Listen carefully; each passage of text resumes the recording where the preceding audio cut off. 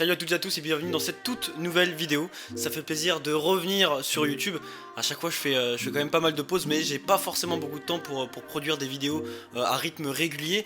En tout cas aujourd'hui on va s'attaquer à un sujet qui est très intéressant en tout cas.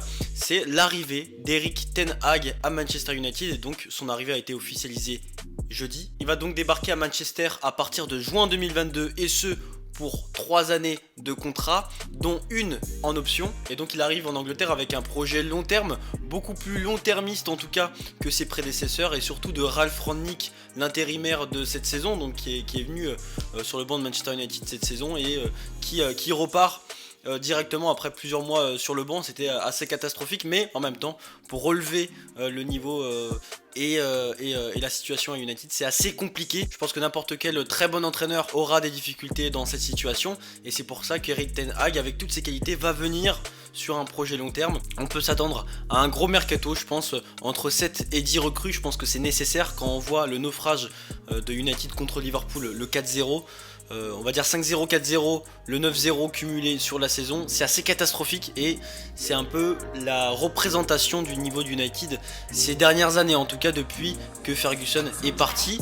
Et ça fait 5 saisons de rang que United n'a pas remporté un seul trophée. Donc il faut mettre fin à cette série avec un entraîneur qui a des idées, qui a de la personnalité, qui peut recadrer les joueurs dans le vestiaire et qui peut proposer un véritable projet de jeu. En comparaison à Liverpool avec Jürgen Klopp et Manchester City avec Pep Guardiola, c'est des entraîneurs, ça fait 5-6 ans qu'ils sont sur le même banc, et ils ont pu bâtir une vraie maison, un vrai projet de jeu très solide. On retrouve d'ailleurs souvent les mêmes joueurs, parce qu'il y a le squelette, il y a l'ossature qui est toujours présente avec la même mentalité, et c'est ce que United finalement avec cette recrue veut mettre en place. Erik ten Hag arrive avec un salaire de 11 millions d'euros, donc on a doublé son contrat par rapport à son contrat qu'il avait à l'Ajax Amsterdam, donc 11 millions d'euros par an, ce qui représente le plus gros salaire pour un Néerlandais en Première Ligue dans l'histoire de la Première Ligue. Alors concentrons-nous sur sa personnalité. Qui est Erik ten Hag?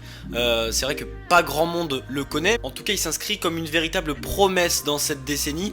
Il a 51 ans, il est peu connu de la presse européenne et internationale, et pourtant c'est un entraîneur de grande qualité, et même les anciens joueurs qui ont été entraînés par Erik ten Hag lui disent que du bien.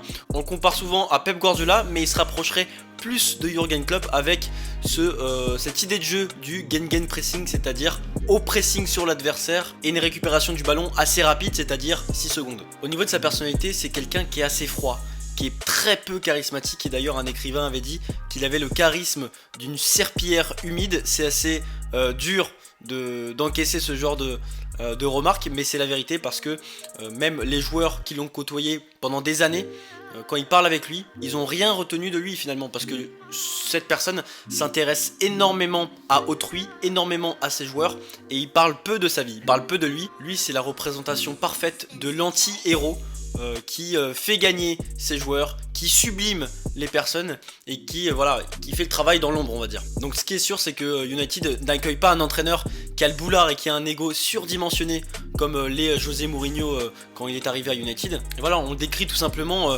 aussi ennuyeux qu'un livre de compta, c'est ce que certaines personnes disent, et donc c'est pas une personne sur qui on peut compter pour avoir des discussions riches, mais en tout cas on peut compter sur lui quand on est un joueur de foot pour s'améliorer, travailler sur des défauts. On sait que ten Hag, après la victoire contre le Real Madrid en 2017, lors de l'épopée de l'Ajax Amsterdam, quand ils ont gagné 4-1 je crois, ou 4-0, oui c'était 4-1, Erik ten Hag, dès qu'il était dans le bus de son équipe, au retour du Santiago Bernabéu, était déjà sur son iPad en train d'analyser l'adversaire suivant en Eredivisie.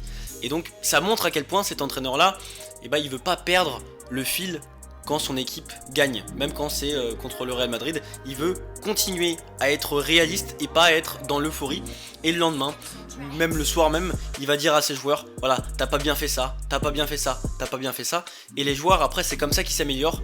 Il y a un joueur, je sais plus son nom, à 30 ans, quand Erik ten Hag un jour lui dit, voilà, t'as pas bien fait ça, t'as pas bien fait ça, il a compris là où il fallait qu'il s'améliore pour devenir un meilleur joueur de foot. À 30 ans, il a attendu 30 ans pour se rendre compte de ça.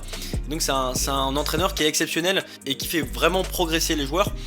On le rappelle, ten Hag, c'est l'entraîneur qui a mis en avant et qui a fait exploser les talents tels que De Ligt, De Jong, Ziyech, Van de Beek et j'en passe. Il y a aussi une qualité de sa part, mais qui peut aussi lui porter défaut, c'est qu'il ment très rarement. C'est quelqu'un qui est très très franc. En tout cas, ce qui est bien, c'est que le président de l'Ajax Amsterdam, quand Erik ten Hag lui dit « Je suis heureux à l'Ajax », il peut le croire sur parole.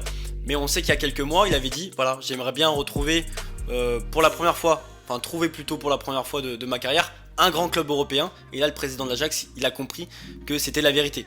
Et il a eu peur à ce moment-là directement, il s'est dit voilà, dès la saison prochaine, le type va partir. D'un côté, le point négatif, c'est que malgré son franc-parler, les joueurs qui ne rentrent pas dans ses plans, il a beaucoup moins de communication avec eux, en tout cas. C'est-à-dire que si tu es un joueur qui est dans les rangs de l'Ajax Amsterdam, et tu rentres pas dans les plans d'Erik ten Hag, il faut avoir du mental, pas de communication. C'est la pire des choses quand un entraîneur te dit pas voilà, t'es pas dans les plans parce que ceci, parce que cela. Là-dessus, il y a un vrai défaut, mais en tout cas, Erik ten Hag, il sait trancher et il sait ce qu'il veut. Pour revenir aux origines de cet homme, il vient de l'Est des Pays-Bas et donc a été élevé par un père qui est un véritable mania de l'immobilier, très connu dans la région, et une mère qui est soignante, et donc il a été élevé dans cette espèce de milieu agricole avec un accent très prononcé. On peut pas se rendre compte parce qu'on est français, mais quand il arrive à l'Ajax Amsterdam, ils sont tous choqués quand ils entendent parler Erik ten Hag, parce que voilà, les gens de l'Est aux Pays-Bas, ils font des phrases très courtes et ils ont pas du tout le même accent. Et voilà, c'est un accent de paysan tout simplement. Mais pour revenir sur ses origines, en tout cas, voilà, il a été élevé dans ce milieu agricole. Et donc, on lui a appris aussi ses valeurs d'entraide, aider son voisin. Et il remet ça au goût du jour dans le football. Il fait tout pour ses joueurs. Tout pour que ses joueurs réussissent. Et surtout, le plus important pour lui, c'est le collectif. Pourquoi le collectif ? On va revenir dans les années 90 avec l'arrêt Bosman. Et l'arrêt Bosman casse la limite du nombre de joueurs étrangers. Ça veut dire qu'avant il fallait accueillir un nombre limité de joueurs étrangers dans son club. Avec l'arrêt Bosman, c'est plus du tout le cas, et donc on a plein de binationaux, d'étrangers qui viennent dans les clubs aujourd'hui. C'est très connu. Il y a très peu de clubs qui gardent la même nationalité dans un seul et même club. Et en tout cas, Erik ten Hag déjà à l'époque n'était pas d'accord, parce que pour lui ça allait enlever cet aspect collectif du football et accentuer l'individualisme. Alors peut-être que ça se vérifie aujourd'hui, mais en tout cas c'était son analyse. Et donc quand il était jeune, quand il était petit, dans les cours de récré, on décrivait un enfant assez brutal qui disait que c'était lui le meilleur. Il était sûr de sa supériorité. En tout cas, aujourd'hui c'est toujours le cas, parce que dans une discussion avec Erik ten Hag, tu ne peux pas avoir raison, tu as toujours tort.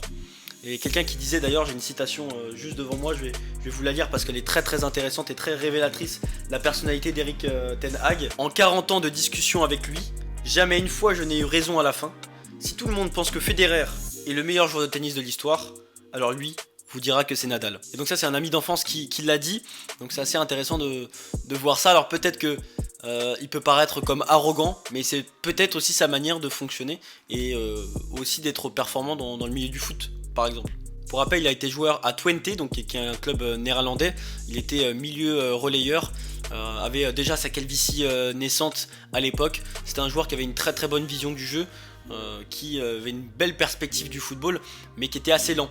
Donc on va dire ses pinceaux ne suivaient pas forcément la vitesse de vision qu'il avait. Donc ça allait très très vite ici et un peu moins vite dans les jambes. Donc voilà, c'était un joueur de foot respectable dans la division, l'Eredivisie aux Pays-Bas. Après, lors de la saison 2012-2013, il entraîne les Go Ahead Eagles. Et de 2013 à 2015, il est le responsable de l'équipe réserve du Bayern Munich. Et à l'époque, c'était Pep Guardiola qui entraînait le Bayern Munich. Donc peut-être qu'il a aussi pris des informations sur la manière dont fonctionne Pep Guardiola. Ensuite, il a entraîné le FC Utrecht de 2015 à 2017. Et enfin, en 2017, il arrive à l'Ajax Amsterdam jusqu'à aujourd'hui. Donc il a fait 5 ans dans ce club. Et dès qu'il arrive, il entame une multitude de réformes auprès du président. Il donne une feuille, une liste sur le bureau. Il dit, alors moi, je veux que ma porte de bureau ne soit plus en bois, mais en verre transparent, pour que les joueurs se disent, bah voilà, il m'accueille bras ouverts dans son bureau. Je peux aller dans son bureau pour parler avec lui. Parce que pour lui, avoir du bois, c'était un peu en mode venez pas me faire chier quoi. Après, il a aussi mis en place une fenêtre dans le bureau du directeur pour que le directeur puisse avoir une vision sur le terrain d'entraînement. Donc les casquettes étaient interdites, pas de téléphone pendant le déjeuner.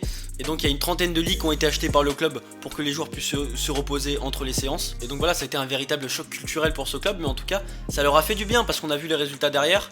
Ces 5 ans ont été très intéressants de la part de l'Ajax Amsterdam.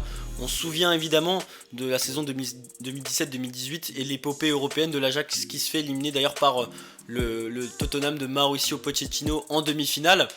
Cette équipe qui méritait d'aller en finale d'ailleurs parce que voilà, c'était l'équipe à suivre cette saison, en tout cas sur l'échelle européenne, et qui a fait tomber le Real Madrid, triple tenant du titre de la compétition. Il y a un écrivain qui disait si Erik ten Hag était une voiture, ce ne serait pas une allemande, ça serait une voiture japonaise, c'est-à-dire zéro charisme, mais très efficace, une Toyota quoi. Au niveau du jeu, au niveau de la tactique, il s'inspire beaucoup de Guardiola, il s'inspire beaucoup de Klopp, il a aussi ses propres idées à lui évidemment, mais il s'appuie sur quelque chose d'étonnant. Dans les années 90, il y avait une équipe ivoirienne qui s'appelle le FC Mimosas, je sais pas si je le dis bien en tout cas, mais en tout cas c'est le FC Mimosas et c'était entraîné par l'entraîneur français Jean-Marc Guillou. Il s'est appuyé sur cette équipe qui avait des joueurs qui avaient une moyenne de 19 ans.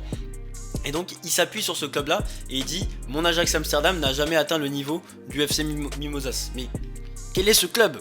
Et donc c'est assez étonnant de sa part, c'est un mythe parce que en fait après le match contre le Real Madrid, il y aurait eu une interview de la part d'un média où Erik ten Hag a parlé de cette inspiration et l'interview est introuvable depuis, plus personne ne peut la trouver. Mais en tout cas, il y a quelques bouche à oreille qui nous ont permis de savoir et de connaître cette information. Ce serait très intéressant de voir ce qu'il peut apporter à Manchester United. Je ne suis pas rentré vraiment dans les détails, j'ai plus eu envie du coup de mettre en avant sa personnalité où il y a zéro charisme. C'est un mec qui est très chiant à vivre, mais finalement voilà, si on retient juste le football, il est intéressant. Donc on a hâte de le voir sur le devant de la scène pour le coup, parce que même si l'Ajax Amsterdam c'est un très bon club et un club historique du football, je pense que aller en première ligue et la vitrine Première Ligue, la vitrine Manchester United, il n'y a rien de mieux.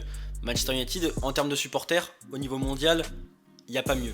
Et donc, Erik ten Hag, il y a un vrai défi là. Aller acheter des joueurs, construire un projet collectif sur le long terme et essayer de récupérer et de revoir à nouveau ce Manchester United briller comme ce fut le cas pendant des décennies, que ce soit avant Ferguson ou que ce soit pendant Ferguson. Et oublier toutes ces années noires. En tout cas, je vous remercie d'avoir suivi cette vidéo. N'hésitez pas à lâcher un like si ça vous a plu et à vous abonner pour ne rien manquer des sujets que je peux proposer autour du football. Je vous remercie encore une fois et on se retrouve pour une prochaine vidéo. Ciao ciao.